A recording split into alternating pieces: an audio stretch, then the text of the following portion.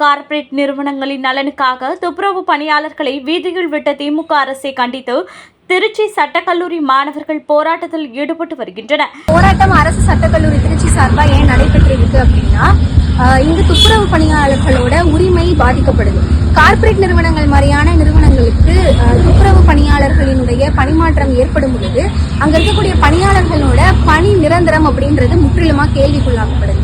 அரசு தனியார் மயமாக்கல் பண்ணும்போது அதுல நாங்க துப்புரவு தொழிலாளர்களுக்காக PF ஏற்படுத்தியிருக்கோம் அப்படின்னு நிறைய ஒப்பந்தங்களை முன்னிட்டு சொன்னாலுமே கூட தனியார் மயமாக்கல் அப்படின்றது எப்போதுமே ஒரு அச்சத்துக்கு உண்டான ஒரு விஷயம் தான். தனியார் மயமாக்கல்ல ஒடுக்கப்பட்ட பாதிக்கப்பட்ட மக்களுக்கான குரல் அப்படின்றது அங்க ஒடுக்கப்படும் அப்படின்றது நம்ம வரலாற்று ரீதியா பார்த்துக்கிட்டே இருக்கோம். அதனால கண்டிப்பா திராவிட முன்னேற்ற கழக அரசு இதை கருத்துல எடுத்து தூய்மை பணியாளர்களுக்கான வாழ்வாதாரத்தையும் உரிமையையும் நிலைநிறுத்தணும் அப்படின்னு நான் கேட்கிறேன். அரசு சார்பாக சென்னையில 13 நாட்களா தூய்மை பணியாளர்கள் போராடிட்டு இருக்காங்க. அவங்க எதுக்காண்டி போராடுறாங்கன்னா, அவங்க பணி நிரந்தரம், அதாவது அவங்க பணி இது நிரந்தரம் செய்யும். திமுக அரசு எதிர்கட்சியா இருக்கக்குள்ள என்ன வாக்குறுதி கொடுத்தாங்கன்னா, 153வது வாக்குறுதியா என்ன சொன்னாங்க, நாங்க ஆட்சிக்கு வந்தால் தூய்மை பணியாளர்கள் பணியை நிரந்தரம் செய்வோம், அவங்களான ஊதியத்தை நாங்க நிர்ணயம் செய்வோம்னு சொன்னாங்க. எதிர்கட்சியா அதிமுக இருக்கக்குள்ள எதிர்கட்சியா இப்ப திமுக இருக்கக்குள்ள என்ன சொல்லுது, நாங்க வாக்குறுதி கொடுக்குறோம், நாங்க செய்யறோம். ஆளுங்கட்சியா அதை என்ன பண்ணுது, அதை நிறைவேற்ற மாட்டேங்குது. இப்ப அவங்களுக்கு உண்டான கோரிக்கை என்னன்னா, அவங்களோட பணியை நிரந்தரம் செய்யும். பணியை நிரந்தரம் செஞ்சு எதுக்கு தனியார் மயம் கொடுக்க கூடாது நாங்க சொல்றோம்னா, 2700 கோடிக்கு, அதாவது 2700 கோடிக்கு ராம்கிங்கிற ஒரு நிறுவனம், அதாவது தனியார் ஒரு நிறுவனத்திட்ட 2700 கோடிக்கு கொடுத்துருக்கு. அது ஆண்டுக்கு 2700 கோடிக்கு அவங்களுக்கு கொடுத்துருக்கு. ஒரு மாசத்துக்கு ஒரு தனிப்பட்ட ஊழியர், அதாவது சென்னையில மொத்தமா ஒரு 17,000 ஊழியர் இருப்பாங்களா, அந்த 17,000 ஊழியர்கள்ல ஒரு ஊழியருக்கு குறைஞ்சபட்ச ஊதியமாக ஒரு 30,000 வச்சுக்கிட்டா கூட அவங்களுக்கு எல்லா பணியாளர்களும் சேர்த்து மாசத்துக்கு 51 கோடி வருது. அதான் ஆண்டுக்கு 600 கோடி தான் வருது.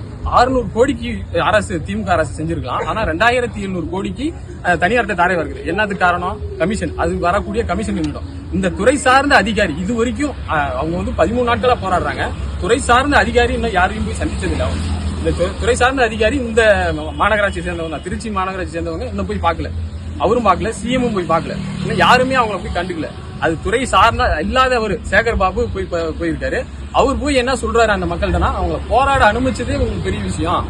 இதே அதிமுக பிரியா இருந்தா நாங்க போராட விட்டுருப்போமா, அவங்க விட்டுருப்பாங்களா? இதெல்லாம் என்ன கேள்வி? மக்கள்கிட்ட போய் பேசுற பேச்சா? அவங்களோட போராட்டம் கோரிக்கை என்ன கேட்டு நிறைவேற்றணும். அதான் உங்க ஆட்சியோட வேலை.